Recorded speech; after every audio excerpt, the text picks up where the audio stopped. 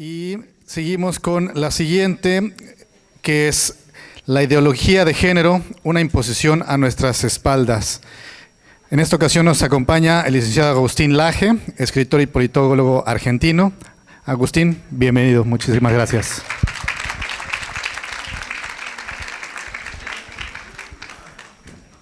Muchas gracias, muy amable.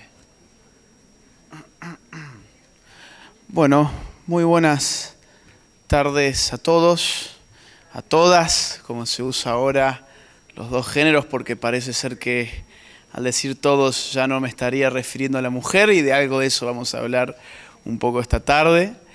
Muchas gracias por la asistencia, muchas gracias por distinguirme, Patti, Sefim, con esta invitación. Me parece fabuloso que se celebren congresos como este, desde una perspectiva que, por lo que he escuchado, ha sido en todo momento reivindicatoria del lugar que la mujer tiene en la sociedad como mujer.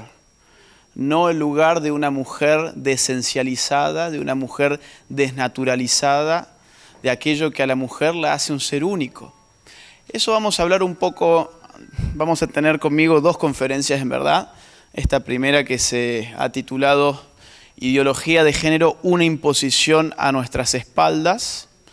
Vamos a conversar un poco de justamente algo bastante curioso, que es que en la ideología de género sus fundamentos filosóficos están en el feminismo, que buscando presuntamente reivindicar el lugar de la mujer, terminaron diciéndole a la mujer que no tenía nada de natural, que ser mujer no conllevaba una posición esencial, natural, intrínseca, ni siquiera biológica, que hiciera de esa mujer una mujer, y así sentaron las bases de lo que hoy ya de forma más amplia llamamos ideología de género. Vamos a ir de lleno a la pantalla. Va a haber solamente algunas fotos, yo les voy a ir explicando cada placa. Mi idea es la siguiente, es que podamos, primero que nada, definir de la manera más clara posible qué es la ideología de género, ayudándonos con los textos más importantes de aquellos que han pensado la ideología de género. ¿Por qué razón? Porque de inmediato nosotros se nos responde, ustedes están hablando de ideología de género, pero la ideología de género no existe. No existe, es un invento del cura, un invento del pastor, un invento de algún chiflado de por ahí que se inventó que había algo que se llamaba ideología de género, cuando en verdad lo que existe es el enfoque o la perspectiva de género.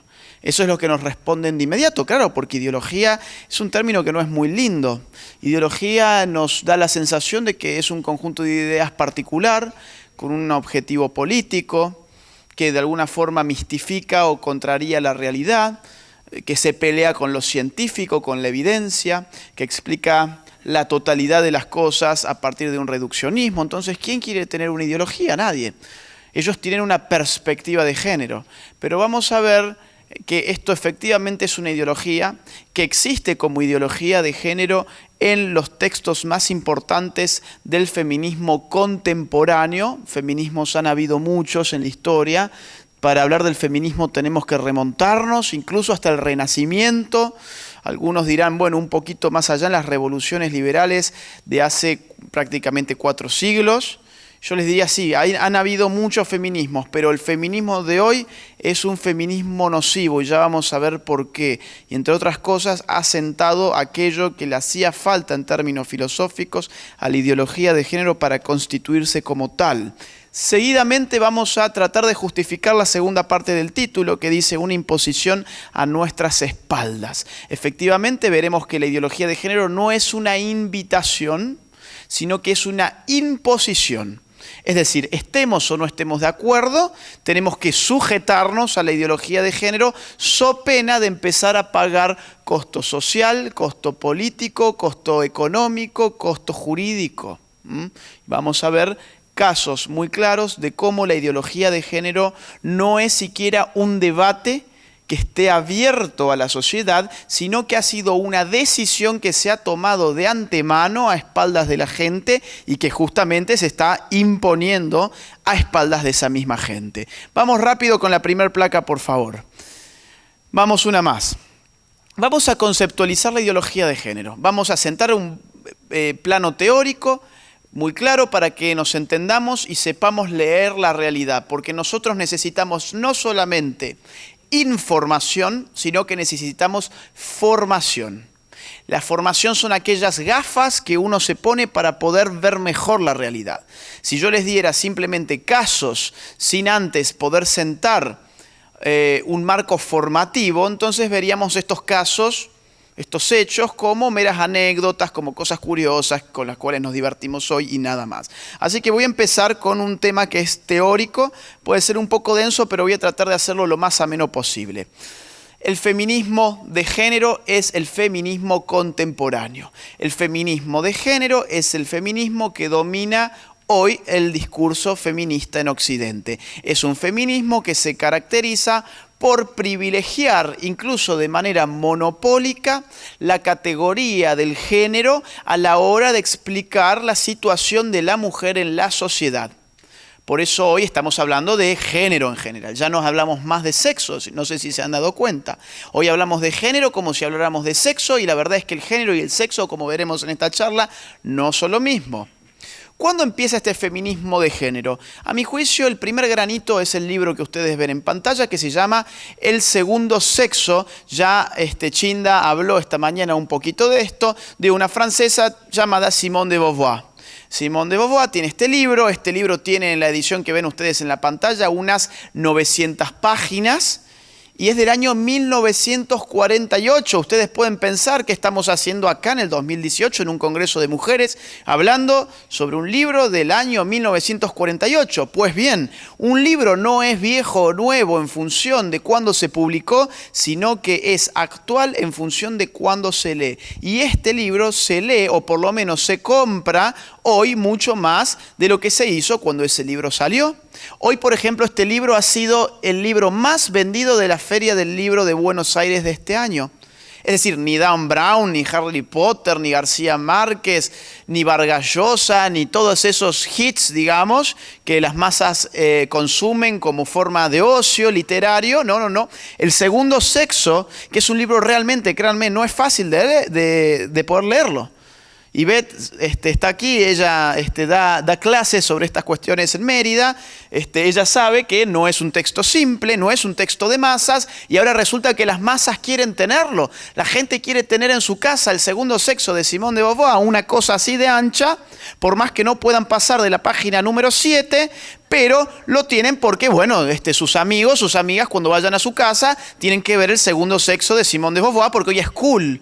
Hoy es cool ser feminista radical, hoy es cool andar con el pañuelo verde, hoy es cool tener este libro, por más que no se pueda conocer nada más allá de una frase que inmortaliza este texto.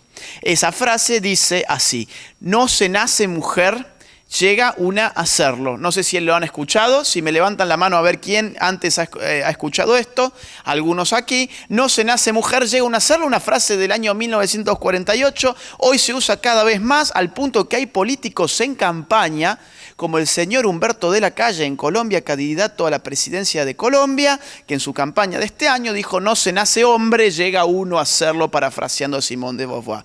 ¿Por qué a nosotros tendría que interesarnos esta frase? Bueno, en primer término porque estamos en un congreso de mujeres, yo no soy mujer, pero puedo hablar sí sobre el feminismo porque he estudiado esto durante muchos años. Y en segundo lugar porque esta es una charla sobre ideología de género y acá se encierra el núcleo de la ideología de género. No se nace mujer, llega uno a serlo. ¿Qué significa? Significa que no hay nada natural, no hay nada intrínseco, no hay nada biológico en una mujer que tenga el peso necesario para definirla y caracterizarla como una mujer, sino que aquello que hace de la mujer una mujer son las fuerzas que se dan en el contexto sociocultural donde esa mujer vive. Lo repito, significa que no hay nada natural en la mujer, sino que lo que hace de la mujer una mujer es algo cultural, algo artificial. Ahora bien, estamos hablando del segundo sexo, ese es el título del libro. Significa que hay un primer sexo. Adivinen quién es el primer sexo. El hombre. El hombre, a ver si les suena el relato respecto de lo que han escuchado estos últimos años por la televisión o leído por los radios, por los diarios o escuchado por las radios.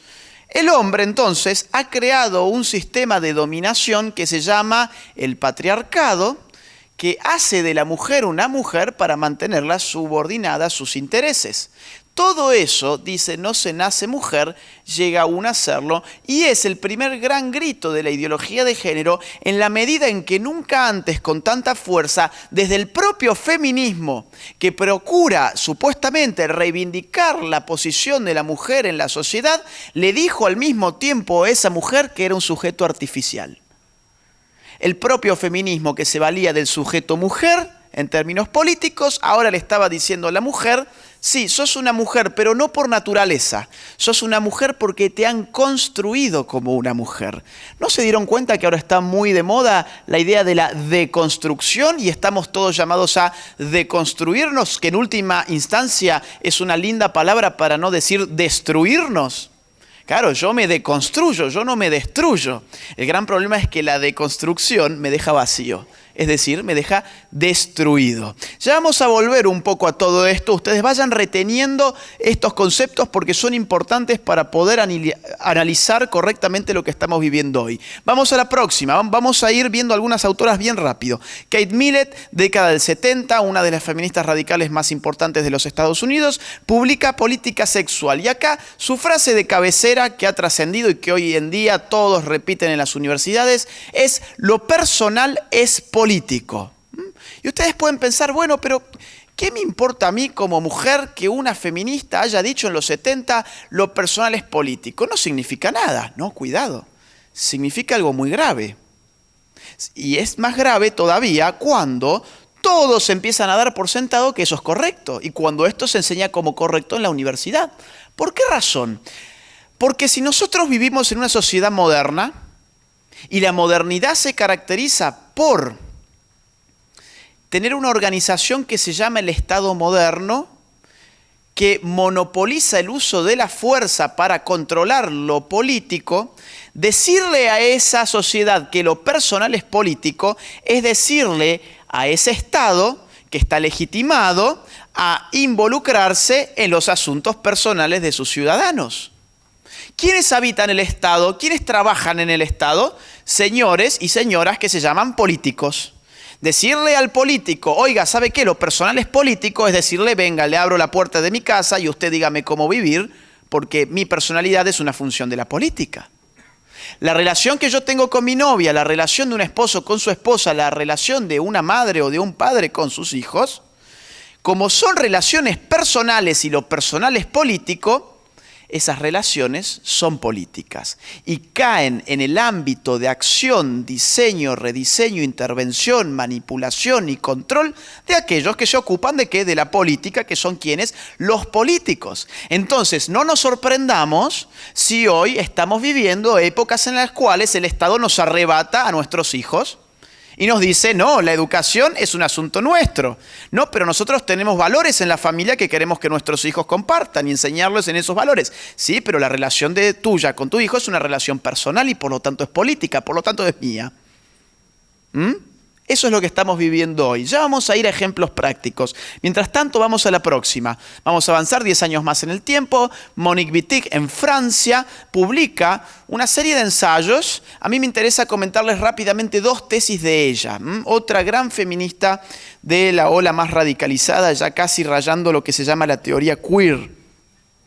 Primera, ella dice: vivimos en un régimen de heterosexualidad obligatoria. Vivimos en un régimen de heterosexualidad obligatoria. ¿Qué significa? Estamos obligados por un sistema a ser heterosexuales. Una cosa curiosa, porque Monique Wittig era lesbiana, vivió en Francia y nadie la molestó en absoluto. Nunca fue presa, nunca la atacaron, pero según ella y sus teorías estamos obligados por un régimen a ser heterosexuales.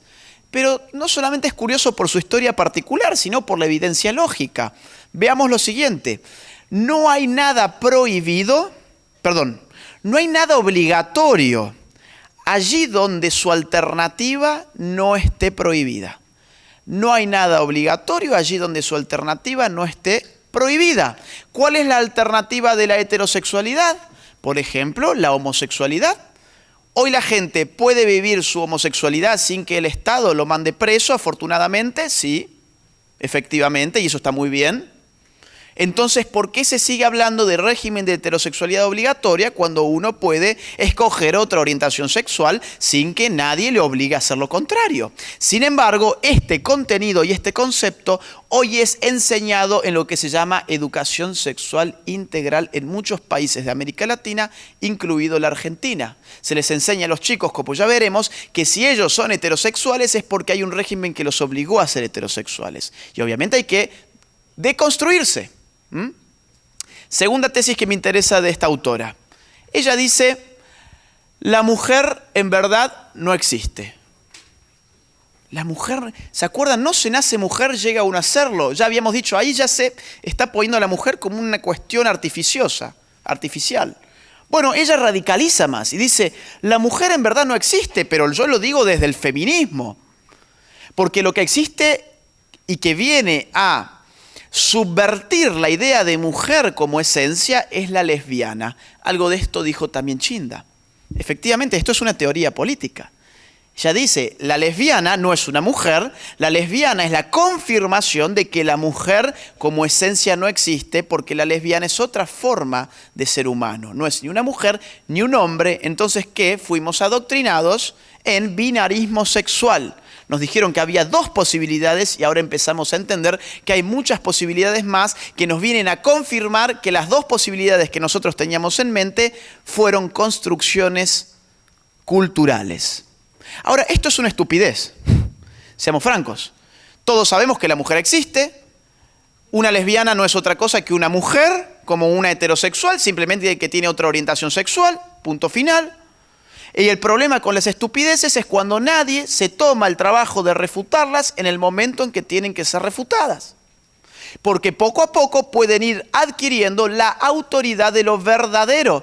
Y ustedes pueden preguntarse, ¿cuán verdadero es esto? Todos sabemos aquí, en Cancún, en Quintana Roo, en México, en Argentina, en América Latina, que la mujer existe. Y yo les diría, es cierto, todos los ciudadanos en general sabemos eso. Ahora bien, ¿qué pasa con los niños y con las niñas? ¿Y qué pasa con nuestros estados? Con nuestros estados y con las organizaciones internacionales. ¿Saben que la mujer existe? No. Ellos ya han afirmado y sus políticas públicas de género confirman que ellos han aceptado que esta tesis es cierta.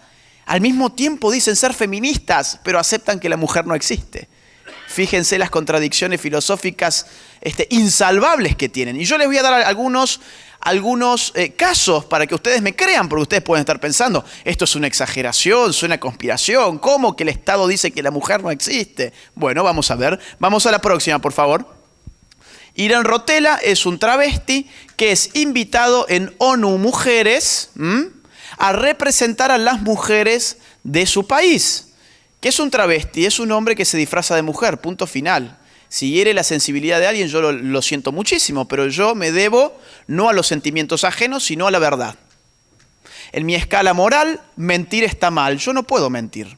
Yo trato de no mentir. Si a alguien la verdad y los hechos reales le hiere la sensibilidad, yo lo siento mucho. Pero estamos en presencia no de una mujer, sino que estamos en presencia de un hombre que finge ser una mujer, que sin embargo, en una institución tan importante como ONU Mujeres, hoy representa a las mujeres de su país. ¿Por qué razón? Porque ONU ha entendido que la mujer no existe, porque solamente no existiendo la mujer, cualquiera puede decirse mujer. Cuando cualquiera puede ser algo es porque ese algo significa nada.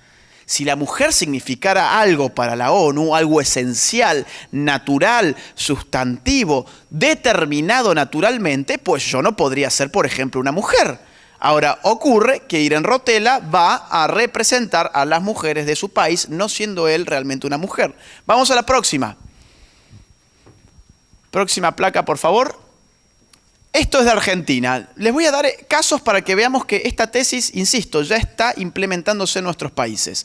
De Argentina, de este año, un señor llamado Sergio cumplió 60 años. En mi país, las mujeres se jubilan a los 60 años y los hombres nos jubilamos a los 65. Como este señor no tenía más ganas de ir a su chamba, o no sé cómo le dicen acá, a su trabajo, dijo, ¿saben qué? Este Estado dice que la mujer no existe y por ende cualquiera puede ser una mujer. Entonces, ¿qué hizo? Fue al Estado y dijo, oigan, ¿saben qué? A partir de hoy yo ya no soy Sergio, hoy soy Sergia. O sea, no se puso ni siquiera Marta, por lo menos para disimular un poco la estafa. Cambió la O por la A. Y ya está. No existe el nombre Sergia en Argentina. Pero fue tal la estafa, fue tal, digamos, la burla, que dijo esto, ¿no? Yo soy Sergia, entonces yo no quiero seguir trabajando y las mujeres no trabajan a los 60, así que yo tampoco. Es un verdadero hacker. Hace un rato se hablaba acá sobre redes sociales. El concepto de hacker es esto.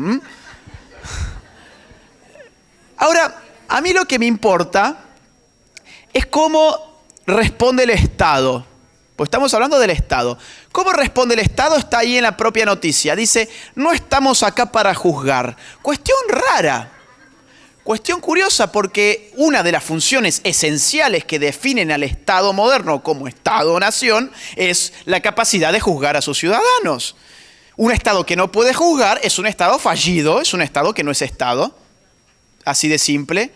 Ahora, ¿por qué le dicen? ¿Y qué significa no estamos acá para juzgar? Significa no estamos para discernir. No estamos para pensar. No estamos para discernir qué cosa. Si Sergio es Sergio, si Sergio es Sergia, si Sergia es Sergia, si Sergia es Sergio, ¿quién demonios es este sujeto?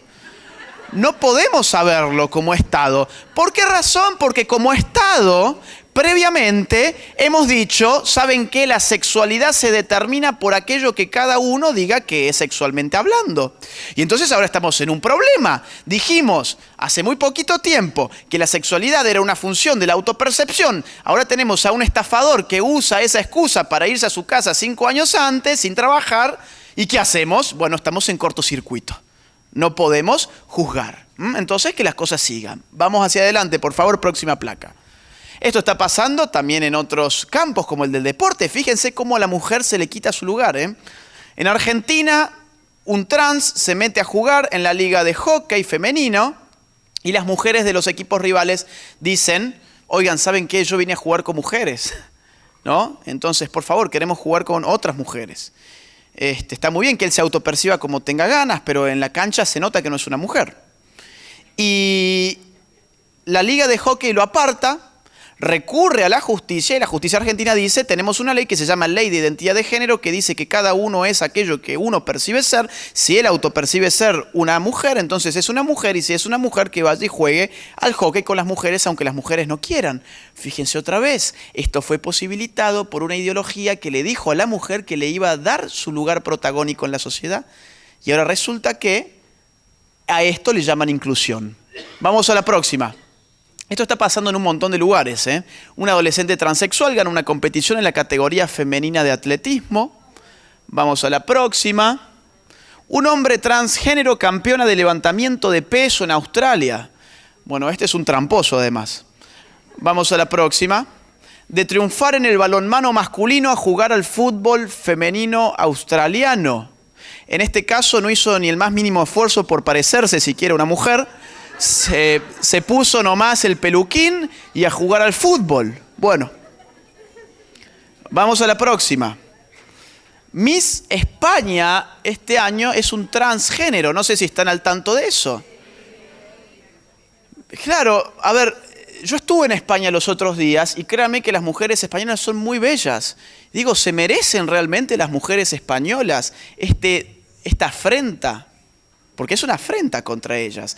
Decirles, ustedes no se merecen acá estar porque este señor es más lindo que ustedes, es una cosa espantosa. Y muchos españoles estaban consternados y avergonzados. Y yo un poco en serio, un poco en chiste les decía, bueno, no se avergüencen tanto porque esto es importante. Ustedes piénsenlo así. Si en el año 1961 los rusos pusieron al hombre en el espacio, en el año 1967 los yanquis pusieron al hombre en la luna, este año los españoles pusieron al hombre en Miss Universo. Así que seguramente van a pasar a los libros de los grandes hitos históricos.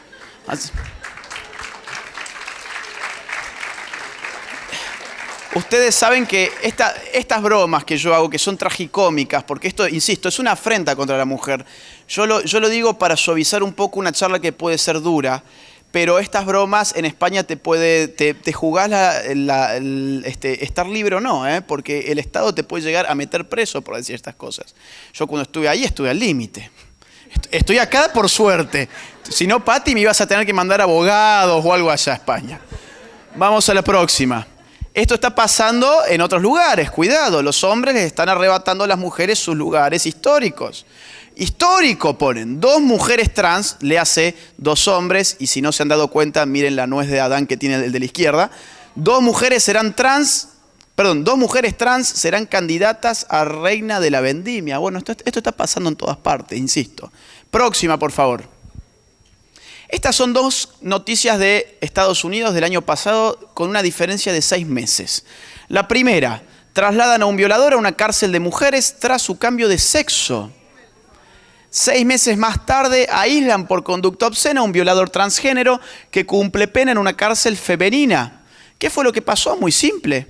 Un tipo, un hombre, viola mujeres, el Estado lo aprende y él dice, sí, yo violé mujeres, pero yo soy tan mujer como las mujeres que yo violé.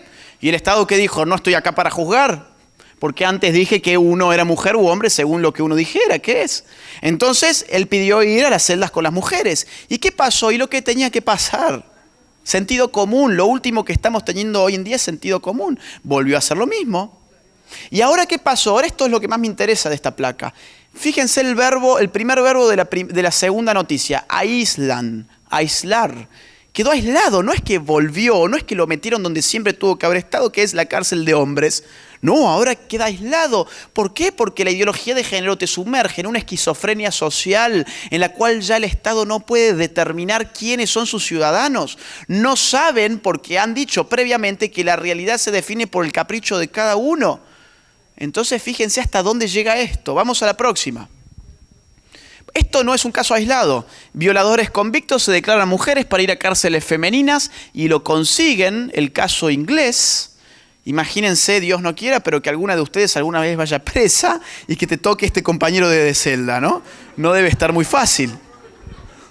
Vamos, ahora, ¿se dan cuenta? O sea, esto es un congreso de mujeres y lo que yo quiero hacerles ver es que este feminismo que ha radicalizado ese discurso de que la mujer en verdad no tiene esencia, necesariamente tiene que desembocar en ideología de género, y la ideología de género desemboca en una pérdida de identidad del ser humano, en el cual la identidad termina siendo un mero producto de lo que cada uno dice que es, y ninguna sociedad puede funcionar así. Vamos a la próxima. Esto es de mi país del norte, Salta. Julio de este año nació mujer, cambió su identidad a hombre y lo metieron a la cárcel de varones, ahora está en crisis. Se ve que ser hombre estaba muy bueno para algunas cosas, pero para ir preso no. Entonces, bueno, ahora tiene una crisis. Vamos a la próxima. Vamos a volver rápido al tema teórico. Yo todos estos ejemplos se los di para que ustedes comprendieran que yo no exagero cuando digo que los estados y los organismos internacionales han aceptado que en materia sexual la naturaleza no dice nada. Lo que dice algo, en todo caso, es lo que cada uno dice. Entonces solamente así podemos concluir que la mujer no tiene ninguna esencia, al mismo tiempo que decimos que esto lo hacemos en favor de la mujer. Esa es la gran trampa. Judith Butler es la ideóloga de género más importante hasta nuestros días. Ella publicó en los Estados Unidos El género en disputa en los años 90. Este fue el tercer libro más vendido de la Feria del Libro de Buenos Aires. Aquí lo pueden conseguir en cualquier librería. Es el libro más importante hasta la fecha. ¿Cómo poder resumirlo? Como ella misma lo hace en su libro. Ella dice lo siguiente: el sexo siempre fue género, con el resultado de que la distinción entre sexo y género no existe como tal.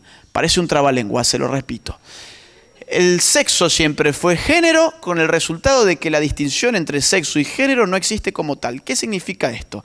Significa que hasta ese momento nos habían dicho, oigan, ¿saben qué? La sexualidad humana se descompone en 2 grandes categorías, la del sexo y la del género. La del sexo es lo biológico, lo natural, y la del género es lo socialmente adquirido o lo cultural, como por ejemplo que las mujeres tiendan a utilizar en nuestra cultura los zapatos con tacones como los que tiene ella, y que los hombres en general usemos otro tipo de calzado como este, por ejemplo. Claro, ella no ha nacido con un zapato de esos puestos y yo tampoco con este zapato de esos puestos. Esos son ciertas convenciones que se vinculan con la diferenciación cultural en el terreno de la sexualidad, nada más. Son estrategias de diferenciación. Pero cuando nosotros decimos que el sexo siempre fue género, estamos diciendo lo natural nos importa nada a la hora de hablar de sexualidad, porque todo lo podemos explicar a partir de la cultura. El sexo siempre fue género, es decir, se acabó el momento en que hablábamos sobre sexo, es decir, sobre naturaleza, sobre biología. Llegó el momento de hablar simplemente sobre cultura. ¿Por qué? Porque la idea fundamental de la ideología de género es que los seres humanos no tenemos sexo. Es que nacemos asexuados, nacemos como hojas en blanco, listas para ser inscriptas, y la cultura de estos grupos sociales heteropatriarcales, falocéntricos, machistas, etcétera, nos hacen ser hombres y nos hacen ser mujeres. Lo que tenemos que hacer es empezar a borrar esa hoja que estaba en blanco, volverla a poner en blanco para autoconstruirnos, autopercibirnos como nosotros queremos ser. Vamos a la próxima, por favor. Beatriz Preciado es la más importante ideóloga de género de Europa, diría yo. De España, puntualmente hablando. Fíjense qué simpático cómo se puso un bigotito, ¿no? Beatriz Preciado ha publicado una serie de libros, entre otros, el Manifiesto Contrasexual. Voy a leer una frase que ilustra muy bien lo que ella sostiene como tesis fundamental. Dice así: los hombres y las mujeres son construcciones del sistema heterosexual de producción y reproducción que autoriza el sometimiento de las mujeres como fuerza de trabajo sexual y como medio de reproducción. Ahora viene lo importante. La contrasexualidad, que es la tesis que ella impulsa para hacer la revolución del género, dice: la contrasexualidad apunta a sustituir ese contrato social que denominamos naturaleza por un contrato contrasexual. ¿Qué significa esto? Que hayan sexos es parte de un contrato social. Es decir, en algún momento en donde no sabemos cuándo fue, no sabemos en qué lugar físico fue, resulta que unos cavernícolas que no sabemos quiénes eran, se juntaron y firmaron un contrato y dijeron: vos vas a ser la mujer y yo voy a ser el hombre. Una cosa bastante curiosa. Ahora bien, ¿cuál es la propuesta de ella? En este nuevo contrato, el de la contrasexualidad, los cuerpos no se reconocen como hombres o mujeres, sino como cuerpos hablantes. La mujer no existe, por lo tanto el hombre tampoco existe. Por lo tanto ya no somos los hombres o mujeres, sino que somos cuerpos hablantes. Ese es el proyecto de la ideología de género. Desarraigar a la sexualidad humana de toda naturaleza, ni más ni menos. Vamos a la próxima, por favor. Y ya estamos en condiciones de cumplir la primera meta de esta charla. Habíamos dicho, íbamos a recorrer por las principales teóricas del feminismo contemporáneo para poder definir qué es la ideología de género. Recopilando: no se nace mujer, llega a un hacerlo. Lo personal es político, la mujer no existe, el sexo siempre fue género, la sexualidad depende de un contrato social. ¿Qué estamos hablando? Estamos hablando de cómo progresivamente se fue desarraigando a la sexualidad humana de su naturaleza para explicarla exclusivamente a partir de la cultura. Entonces, ¿qué es la ideología de género? En una oración, para los que ahí les gusta tomar nota que vi varios, en una oración, la ideología de género es un conjunto de ideas anticientíficas que con propósitos políticos, autoritarios, desarraigan a la sexualidad humana de su naturaleza para explicarla exclusivamente a partir de la cultura. ¿Sí? ¿Hay alguien que esté enojado por la charla? No, hay gente que a veces se enoja. Si se enojen, aguárdense hasta el último, por lo menos, para que se enojen más. Bueno, es un conjunto de ideas anticientíficas que con propósitos políticos autoritarios desarraigan a la sexualidad humana de su naturaleza y la explican exclusivamente a partir de la cultura. Eso es la ideología de género. Vamos a desarmarlo para que quede más claro. ¿Por qué digo que es un conjunto de ideas anticientíficas? Bueno, por algo muy simple. Las ciencias más rigurosas dan cuenta sobradamente de que el hombre y la mujer existen. Y que entre el hombre y la mujer existen además diferencias infinitas. Pensemos en la biología, en la psicobiología, la neurología, las neurociencias, la fisiología, la anatomía, la genética, la embriología, las medicinas en general. van a dar cuenta que hombres y mujeres no solamente existimos, sino que no somos iguales. Y está bien, somos complementarios, que es otra cosa. Ese afán por igualarnos termina llevándonos a la idea de que tenemos que deconstruirnos para volver a cero, para volver a hacernos iguales de cero, y eso es totalitarismo puro. Además, ¿cómo es que no se nace mujer, llega uno a serlo? No, somos hombres o mujeres antes de nacer y lo seguiremos siendo después de la muerte. ¿Y a qué me estoy refiriendo? ¿Me estoy refiriendo a algo bíblico, teológico, al más allá? No, ese no es mi campo. Me estoy refiriendo a lo siguiente: gracias a la medicina más moderna, ya conocemos que los procesos de sexualización comienzan de manera intrauterina. Es decir, dentro del cuerpo de nuestras madres, en plena gestación, empezamos a sexualizarnos a través de descargas hormonales que recibe nuestro cerebro. Y incluso, vamos a pensar, la tecnología médica hoy nos permite ir a un ecógrafo a que nos diga qué cosa, si están las mujeres esperando que un niño o una niña. Nadie le va a decir, estás esperando un LGBT. Eso en todo caso serán orientaciones sexuales que tienen que ver con otro asunto, pero hombres y mujeres tanto existen que su materialidad es ya conocida por la ciencia. Y podemos anticiparla incluso antes de que nazcan. ¿Y por qué digo yo que después de la muerte seguimos siendo hombres o mujeres? ¿Me estoy refiriendo al alma, al espíritu, al más allá? No. ¿Al paraíso? No. Me estoy refiriendo al cuerpo. ¿Dónde voy a estar yo en 200 años? En un ataúd bajo la tierra. Mi cuerpo por lo menos. Imaginemos que a Sergia, ¿se acuerdan de Sergia? Lo entierran a mi lado. Vine a tener esa suerte. Lo entierran a mi lado y viene un científico del futuro y dice, yo quiero saber de quiénes eran estos huesos que están acá. Y hace sus pruebas genéticas. ¿Y qué le va a dar? ¿Le va a dar que yo era un hombre, pero que Sergio en verdad era Sergia y que entonces era un transgénero? No. Le va a dar lo mismo, o XX o XY. En todo caso, lo demás tuvo que ver con una fantasía o una avivada, como se dice allí en Argentina, de Sergio. Sergio o Sergia tiene el derecho a autopercibirse como él quiera, por supuesto que lo tiene. Y está muy bien que se vista como quiera, que se ponga el nombre que quiera, que él piense que es o Sergia o Superman. A mí no me importa. Lo que sí me empieza a importar es cuando aquel que se autopercibe como Sergia o como Superman arma un lobby, coopta el Estado, genera leyes que me termina a mí penando si yo digo que no son Superman. Que me obligan encima a pagarle su capa de superhéroes. Porque hoy sabemos muy bien que todos nuestros países pagan las hormonas, por ejemplo, para los trans y muchas veces el llamado cambio de sexo, que es ni nada más ni nada menos que la amputación de genitales. Entonces, muy bien, la libertad de ellos está perfecto, pero desde el momento en que cooptan el Estado, condicionan la nuestra. Y ahí viene lo importante de ahora, que yo les dije, esto es un conjunto de ideas anticientíficas, pero no estamos acá por amor a la ciencia, estamos acá porque nos sentimos atacados.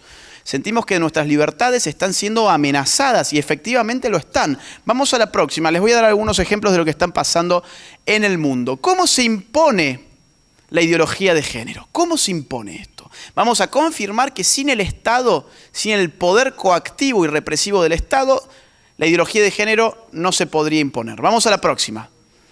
Número 1. Hay una guerra filológica, es decir, una guerra por las palabras. Por ejemplo, vamos a la próxima. Cambio de sexo. Nos han dicho que el sexo se puede cambiar. No, el sexo no se puede cambiar.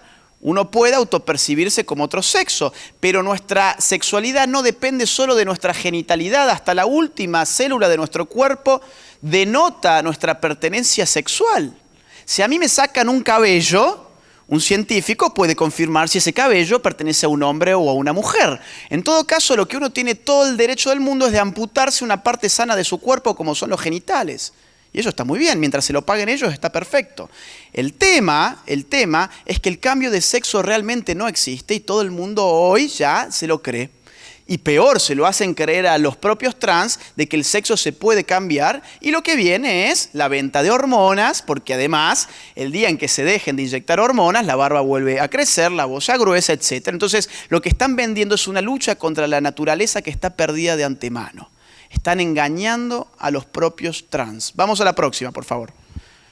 Se está hablando de cuerpo o de persona gestante en vez de madre. ¿Sabían esa? Ahora se habla de cuerpo o de persona gestante, para hacerlo sin género, porque antes se hablaba de madre, embarazada, por ejemplo, ¿no? Claro, esto ha habilitado ahora, y esto responde a la idea de que los trans también quieren el derecho a abortar. Los trans están pidiendo ahora el derecho a abortar. De hecho, en Argentina, uno de los más mediáticos transexuales, Florencia de la B, encabezó la campaña por el aborto. Y la verdad es que tienen razones para sentirse embarazados. Tienen muchas razones porque se ve que hace mucho tiempo que no menstruan. Entonces, bueno, vamos a la próxima, por favor. Matrimonio homosexual. Matrimonio homosexual. También está instalado que existe tal cosa, pero es una contradicción en sus términos. ¿Por qué? Porque matrimonio viene de matris, monium. La matriz es el útero materno, viene de maternidad. El matrimonio es aquella unión a partir de la cual, por las características inherentes del vínculo, existe la potencialidad de la maternidad. Por eso se llama matrimonio, si no se llamaría de otra forma. Es la unión a partir del cual, por las características inherentes de ese vínculo, existe la potencialidad de la maternidad. Entre parejas del mismo sexo que tienen todo el derecho de estar juntos. Eso no está puesto en cuestión. Yo estoy poniendo en cuestión la forma en cómo se presenta mediáticamente. Entre parejas del mismo sexo hay una imposibilidad esencial de maternidad. Por lo tanto, ¿por qué lo vamos a llamar matrimonio? Vamos a la próxima.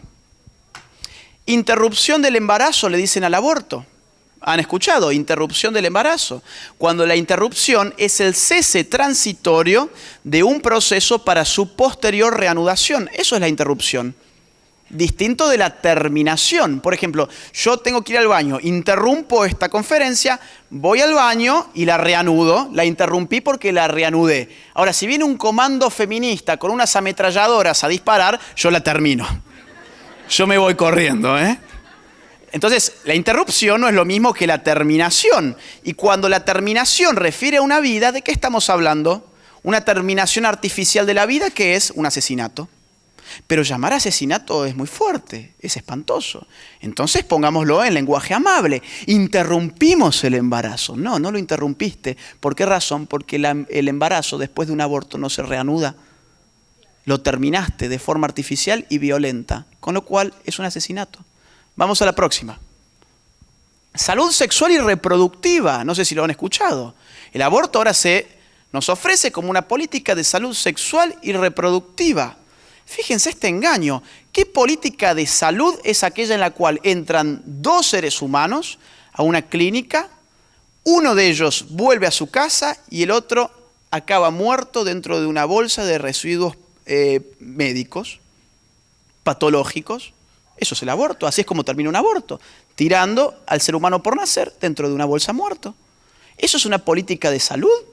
Raro, ¿no? Hasta donde yo pensaba, las políticas de salud eran para curar, no para matar. Y encima le ponen reproductiva. ¿Qué hace el aborto? ¿Estimula la reproductividad? No, aniquila la reproductividad. Entonces, todos aquellos términos que están metiéndonos en la cabeza y que muchas veces sin saberlo los repetimos, vienen viciados porque son parte de una guerra filológica. Vamos a la próxima.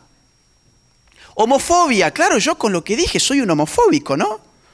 Dije que el cambio de sexo no existe, que el matrimonio homosexual tampoco. Yo tengo que ser un homofóbico. Bueno, vaya coincidencia, la homofobia tampoco existe. ¿Por qué? Porque como su nombre lo indica, la homofobia sería una fobia. ¿Qué son las fobias? Enfermedades psiquiátricas. ¿Dónde están clasificadas las fobias? En los manuales de psiquiatría. El último manual, el más nuevo, es el DSM-5, que las clasifica todas. No aparece la homofobia. ¿Qué es entonces la homofobia? Muy simple. Un insulto de carácter político que tiene la función de patologizar a todos aquellos que estamos en contra de la ideología de género. Yo ya no soy un medieval, un retrógrado, un ultraconservador. Yo ahora soy un fóbico. Y un fóbico es una persona que tiene un trastorno mental. Incluso en Europa han salido las pastillas contra la homofobia. En serio, esta que ustedes ven aquí, se dan en Francia, las pastillas contra la homofobia, porque patologizan a la persona que no piensa como ellos. Fíjense ustedes. Vamos a la próxima, por favor. Lenguaje inclusivo, ahora resulta que nosotros hablábamos mal. Cuando alguien dijo alguna vez bienvenidos a todos, en verdad excluía a las mujeres. Y entonces empezamos con el todos y todas. Y ahora nos dijeron, uy, ¿y qué pasa con los LGBTQI+? ¿Qué pasa con todos ellos? Bueno, todes. Ahora cambiamos la O y la A por la E y ahora a los jóvenes se les enseña que para ser buenas personas, ellos tienen que cambiar la O y la A por la E y van a haber salvado el mundo. Eso es lo que hoy se enseña, en serio. Y en Argentina ya pagamos un programa de televisión con nuestros impuestos para que nos reeduquen, para que nos enseñen cómo tenemos que hablar para ser buenos. Y se llama Todes, el programa se llama Todes. Ahora fíjense, la prensa es el cáncer de Occidente. La prensa hegemónica es el cáncer de Occidente. Fíjense cómo nos presenta la prensa este tema del programa Todes. Dice que se emitieron 2 capítulos y que recibió muy buenas críticas. Vamos a la próxima. Fíjense las muy buenas críticas. El capítulo número 1, 165.000 pulgares para abajo y 4.000 para arriba. El programa número 2, 1.000 pulgares para arriba y 66.000 pulgares para abajo. Sin embargo, la prensa nos dice que esto recibió muy buenas críticas. Claro, los que pagamos impuestos no queremos seguir pagando esto. Pero bueno, vamos a la próxima. Estas son las imposiciones, ¿se dan cuenta? El Estado está al servicio de la ingeniería cultural. Esta es la segunda forma de imposición. Vamos a la próxima.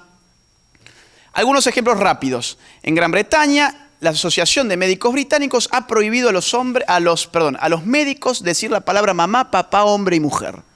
Mamá, papá, hombre y mujer ya no se puede hablar más en el lenguaje médico, ¿ok? Porque un LGBT se ofendió porque se autopercibía no como madre, sino como padre, etc. Vamos a la próxima. Un pueblo francés prohibió la palabra mademoiselle por presiones feministas, es decir, la palabra señorita. ¿Por qué? Porque decían las feministas señorita es una palabra micromachista porque tiene la función de develar el estado civil de la mujer, si está soltera o no está soltera. Entonces tenemos que acudir al Estado para que le prohíba a la gente decir esta palabra. Vamos a la próxima. En Canadá se aprobó una ley que castiga severamente a quienes usen pronombres de género equivocados. ¿Qué significa esto? Si estamos en Canadá, yo me autopercibo como Agustina en vez de como Agustín, y algunos de ustedes me dice él en vez de ella, están usando un pronombre de género equivocado. Yo ya los puedo judicializar y ustedes pueden terminar hasta 6 meses presos. ¿Se dan cuenta? Es una imposición, no es una invitación alegre. Te lo imponen con el Estado. Vamos a la próxima. Un juez prohíbe circular a este autobús de Hazte-Oír en España que decía las niñas tienen vulva y los niños tienen pene, que no te engañen. Un juez dijo no, hay niños con vulva y hay niñas con pene y esto entonces es transfobia. Esto es un crimen de odio, no puede circular más ese autobús. Vamos a la próxima. Vamos a la próxima. Pareja cristiana pagará multa de $150.000 por no hacer pastel para boda gay. Esto fue en Oregon. Una pareja de homosexuales se quiere casar, va con unos panaderos cristianos y los panaderos dicen, bueno, ustedes cásense, pero nosotros no queremos ser parte de la boda. No, si no son parte de la boda, la van a ver con mi papá y mi papá es el Estado. El Estado, $150.000 de multa. Los tuvieron litigando 4 o 5 años. Llegó hasta la Corte Suprema. Afortunadamente ganaron los hombres de fe, ganaron ellos.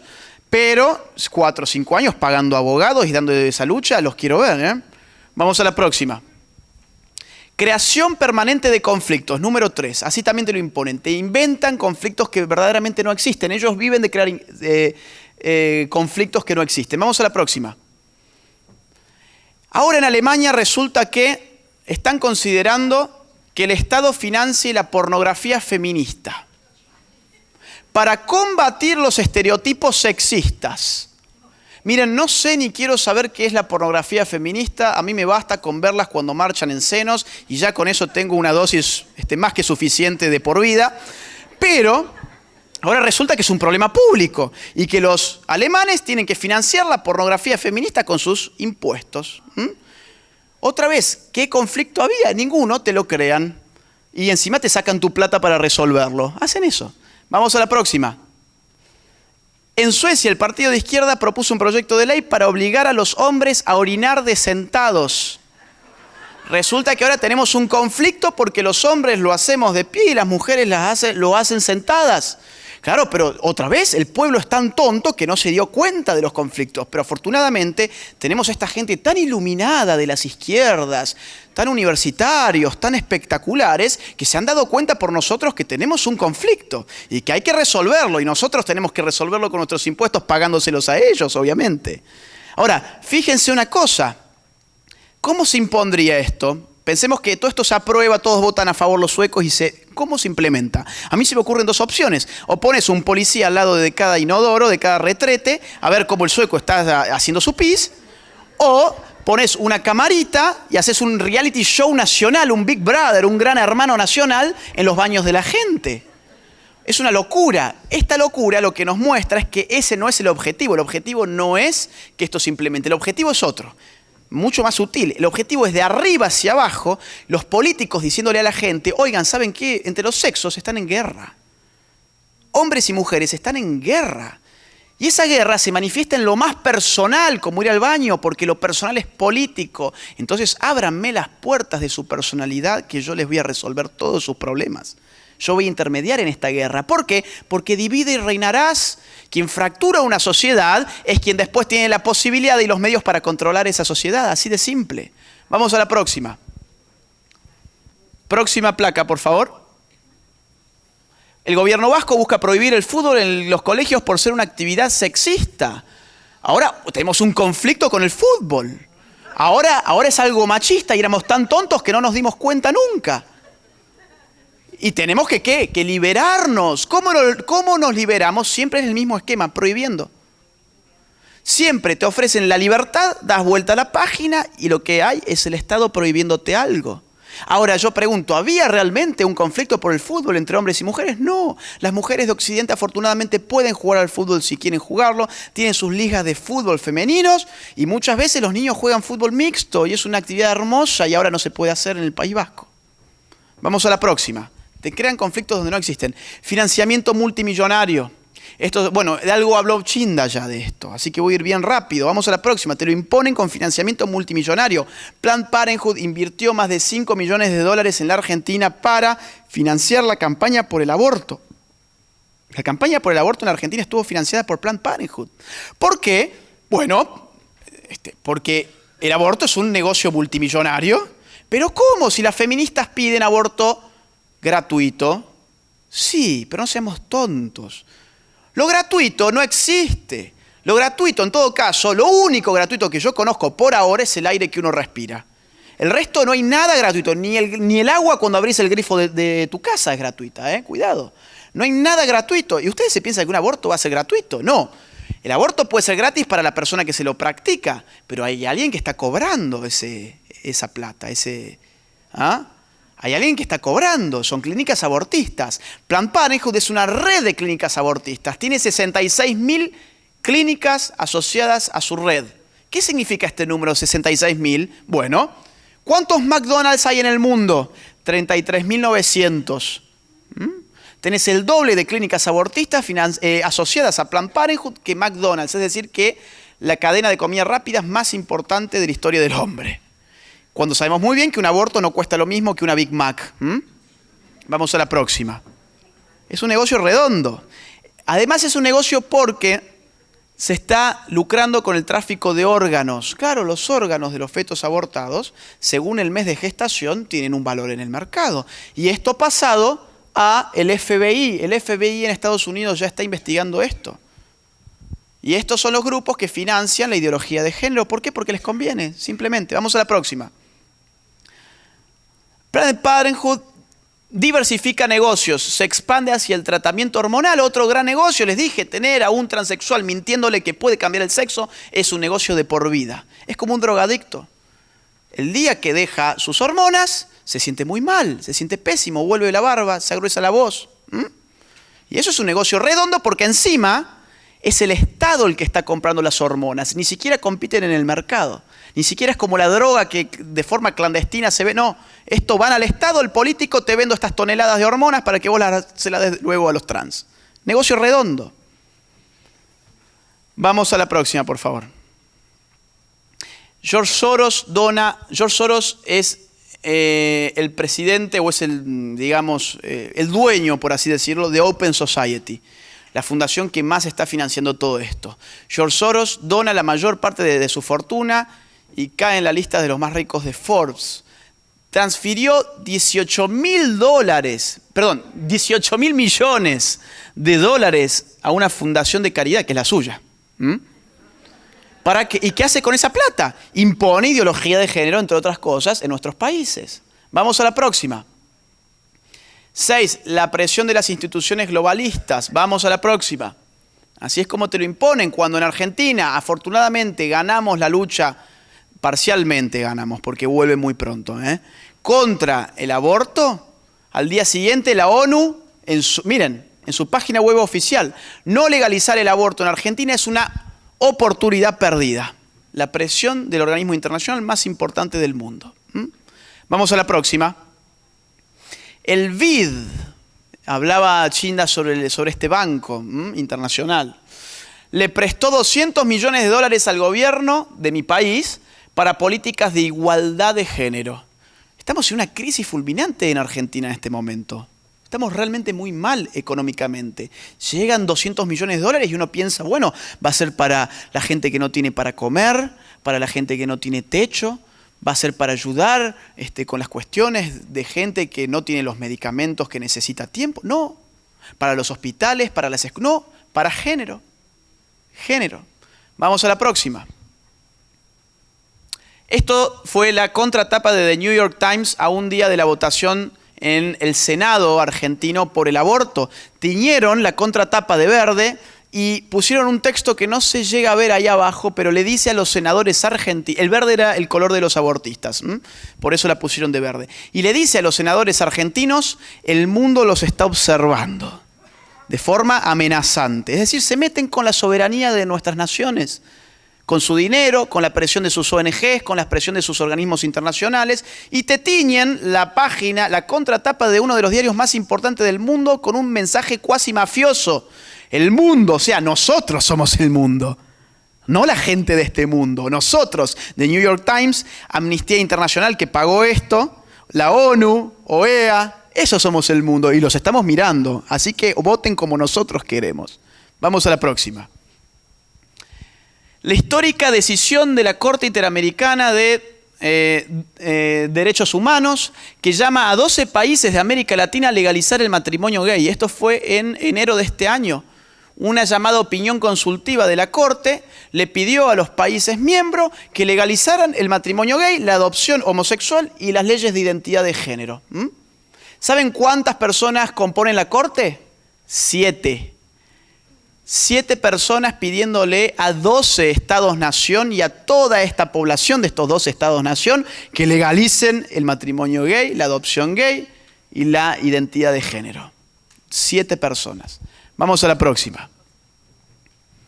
Y nosotros, para cerrar, porque después tengo una charla más, para cerrar esta charla, ¿nosotros qué podemos hacer frente a todo esto? ¿Qué no tenemos? Primer punto, vamos a ser estratégicos.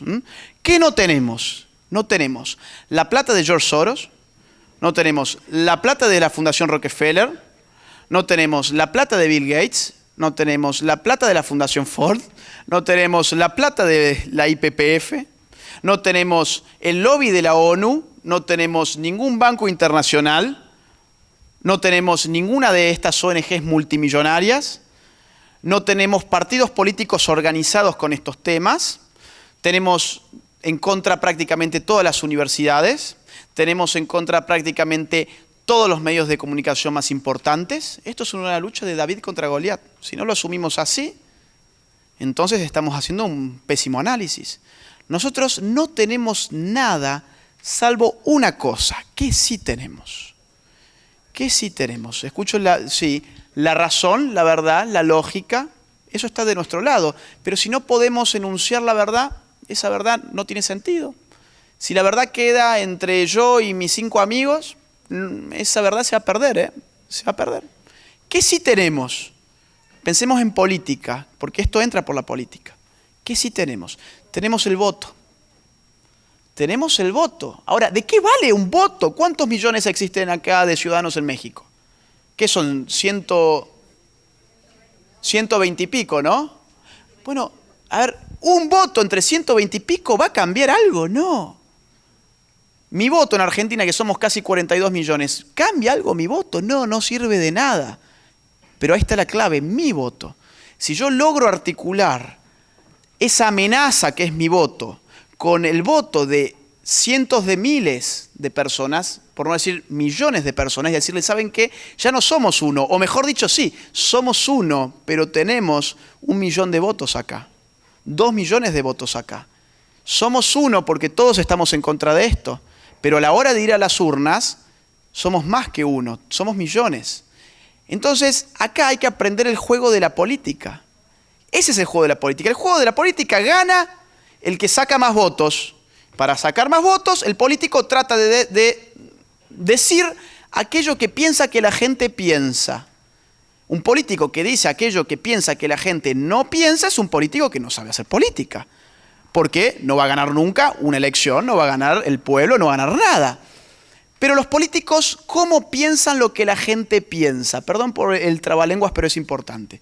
¿Cómo piensa el político que la gente piensa? ¿A través de qué medios? Bueno, a través de algo que se llama la opinión pública. Si nosotros callamos, la opinión pública queda en manos de minorías que cooptan los medios de comunicación y hacen pasar su opinión como mayoritaria. Si nosotros nos quedamos en nuestras casas, en las movilizaciones, en las marchas, en las convocatorias y no hacemos nada, después no nos tenemos que quejar de que no tengamos para votar a nadie, como sé que les pasó en las elecciones de este año, que había una cosa rarísima, el PRD con el PAN, el PRI allí ya fuera de combate y AMLO, ¿no? por otro lado. Entonces, claro, ustedes no se podían quejar. Así como nosotros tampoco, porque la política no es el momento en que uno mete el voto en la urna, ese es el final del juego, eso es cuando el árbitro toca el silbato y dice se acabó, no es el inicio del juego, el inicio del juego es la campaña política, donde el político tiene que definir qué va a decir en su campaña política y qué va a hacer. Si nosotros no somos capaces de marcar la opinión pública para que ese político diga y haga lo que nosotros queremos, entonces nosotros no sabemos jugar a la política. ¿Cómo hacer para transformar las cosas uniéndonos, organizándonos, informándonos, formándonos y comprometiéndonos? ¿A qué? A cada evento, a cada marcha, a cada manifestación, por lo menos ir con nuestras familias. Copar las calles, que es lo que estaba empezando a pasar en toda América Latina, para romper la espiral del silencio que nos ha mantenido acobardados durante tanto tiempo y que ha permitido que esta gente avanzara tanto. Yo hasta acá llego con esta charla. En breve creo que tenemos otra. Por el momento, muchas gracias.